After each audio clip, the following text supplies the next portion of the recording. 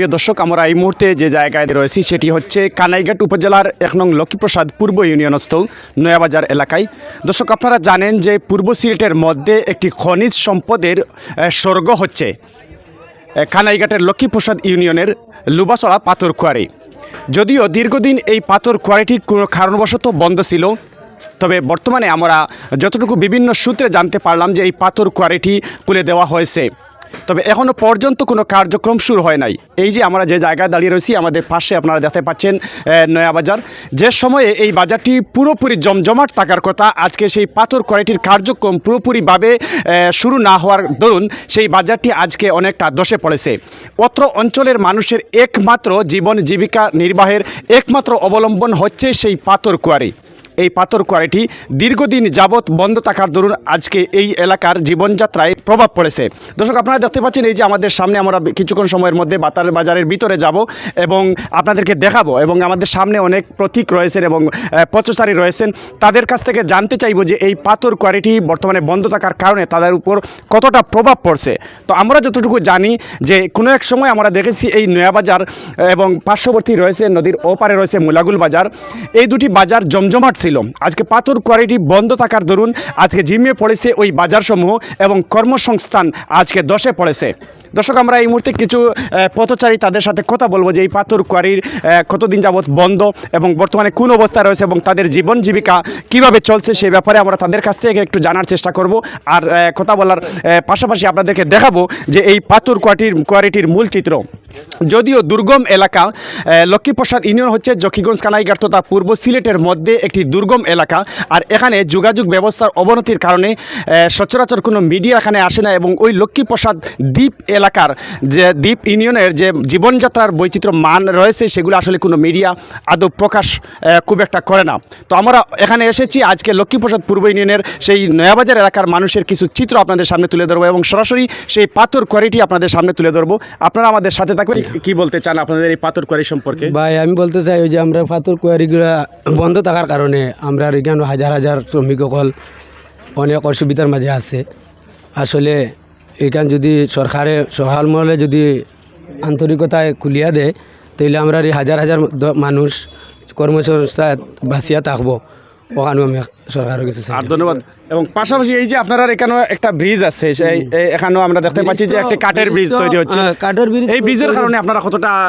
আমরা অনেক অসুবিধা আছে। আমরা একটা দ্বীপ আছে, এদিকে পাইলাম লুবা কুয়ারি, এদিকে ওইলগিয়া জিও সুরমা নদী। এই দ্বীপের কারণে আমরা দুটা দ্বীপের কারণে আমরা কোনো দিকে চলাচল করতে পারি না, কোনো গাড়ি গুড়ির রাস্তা নাই, কিচ্ছু নাই, আমরা অসুবিধার মাঝে আছি। ধন্যবাদ ভাই। আসসালামু আলাইকুম, অসংখ্য ধন্যবাদ। আজকে একটা মিডিয়া আমরা লুবা কুয়ারির জিও দেখার লাগিয়ে আইসন, আপনাদেরকে অসংখ্য ধন্যবাদ জানাই। আর বিশেষ করে হইল গিয়ে আমরা এই এলাকা গাড়ি ঘোড়ার কোনো চলাচল নাই। যদি অন্য অন্য এলাকাত গাড়িগুলা চালাইয়া অটো, সিএনজি বাদে জি সব ধরনের কর্মস্থান আছে। আমাদের এলাকাত শুধু এই বর্ডার রাস্তা ছাড়া আর পাথরকুয়ারি ছাড়া বিগত কোনো রুজির কোনো বিকল্প নাই। কিন্তু আমি বিনীতভাবে অনুরোধ জানাইলাম যে আমাদের লুবা কুয়ারিটা খোলানোর জন্য। আর ওই দেখো বর্তমানে এটা হইল গিয়া বাংলাদেশ। জি জি, অন্তাকি দেখা যায় এটা হইল গিয়া বাংলাদেশ। ওই জায়গা তো কাম করতে হইলে আমরা বিজিবি কাম করতে দেয় না। কিছু মানুষ আছে তারা গিয়া কাজ বন্ধ করে দেয়, বিজিবিরে ফোন দিয়া অন্য ধরনের পরামর্শ দিয়া। আমরা চাই ওই যে কুয়ারিটা, এটা কি তার রাজনৈতিক ব্যক্তিবর্গের প্রভাব না? ব্যক্তিগতভাবে প্রভাব, ব্যক্তি স্বার্থে।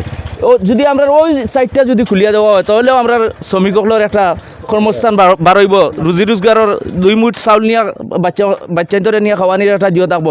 এই জায়গায় ফাতরের কোনো অভাব নাই, কোনো ফাড়োর মধ্যেও গাঁথা খুঁতা লাগে না, শুধু ওই নদীর মধ্যে সালন দিয়ে ফাতরটা উড়ানি লাগে। ধন্যবাদ ভাই, ধন্যবাদ। আমরা অসংখ্য পথচারীদের তাদের কাছ থেকে তাদের অনুভূতি কিংবা তাদের বর্তমান অবস্থা আপনাদের সামনে তুলে ধরছি। আমরা দেখতে পাচ্ছি আর একজন ভাই আমাদের সামনে রয়েছেন, উনি কি বলতে চান এই ব্যাপারে ওনার কাছ থেকে আমরা জানতে চাই। ভাই, আপনার বাড়ি কি এখানে? আপনি পেশায় কি করেন? আমি ড্রাইভার। এলাকার যে পাথর কোয়ারির যে বর্তমান অবস্থা বা এখানে যে ব্রিজের যে অসুবিধা, তো আসলে মূলত পাথর কোয়ারিটি আমরা জানি দীর্ঘদিন থেকে বন্ধ। এই পাথর কোয়ারি বন্ধ থাকার কারণে আপনাদের কি কি প্রভাব পড়ছে বা আপনারা কীভাবে আছেন আমরা একটু জানতে চাচ্ছি।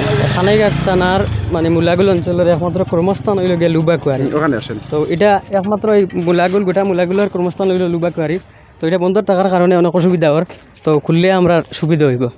ধন্যবাদ। আপনারা দেখতে পাচ্ছেন আসলে সচরাচর কোনো মিডিয়ার ব্যক্তিবর্গ এখানে আসেন নাই এবং এই যে দ্বীপ এলাকা, সেই দ্বীপ এলাকার সাথে অন্যান্য উপজেলার যদিও কোনো যোগাযোগ বিচ্ছিন্ন, কারণ এখানে কোনো গাড়ি বা যানবাহনের কোনো ব্যবস্থা নেই। দর্শক আসলে কি বলবো, এই যে কানাইঘাট উপজেলার লক্ষ্মীপ্রসাদ ইউনিয়ন যে দ্বীপ এলাকা, সেই দ্বীপ এলাকার মানুষের জনজীবনে এক বিপর্যয় নেমে এসেছে এই পাথর কোয়ারি বন্ধ থাকার দরুন।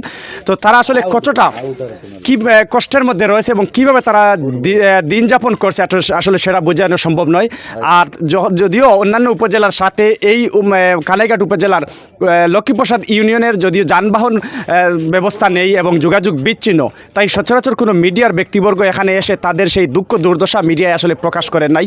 তো আমরা এতটুকু তাদের পক্ষ থেকে বলতে চাই যে যদিও বিভিন্ন রাজনৈতিক দল ইতিপূর্বেই ক্ষমতায় ছিল, বর্তমানে নির্দলীয় সরকার ক্ষমতায় রয়েছেন এবং পরবর্তীতে যদি দলীয় সরকারও আসেন, এই সমস্ত যে খেটে খাওয়া মানুষের দিকে চেয়ে বিবেচনা করে যদি পাথর কোয়ারিটি সম্পূর্ণভাবে খুলে দেওয়া হয়, তাহলে তারা তাদের জীবনযাত্রার এক মান পরিবর্তন আনবে এবং সেখানে রয়েছে বিশাল এক এরিয়া, এখানে খনিজ সম্পদের এক ভূস্বর্গ আপনাদের সামনে আমরা এখন তুলে ধরবো, আপনাদের সামনে তুলে ধরবো বিস্তারিত এবং আপনারা আমাদের সাথে থাকবেন এবং যেখানে সেই খনিজ সম্পদের ভূস্বর্গ রয়েছে সেই চিত্রটি আপনারা আজকের এই প্রতিবেদন থেকে আপনারা উপভোগ করতে পারবেন। সবাইকে ধন্যবাদ জানাচ্ছি আমাদের সাথে থাকার জন্য, নিউজ অব জকি নিউজের সাথে থাকার জন্য সবাইকে ধন্যবাদ।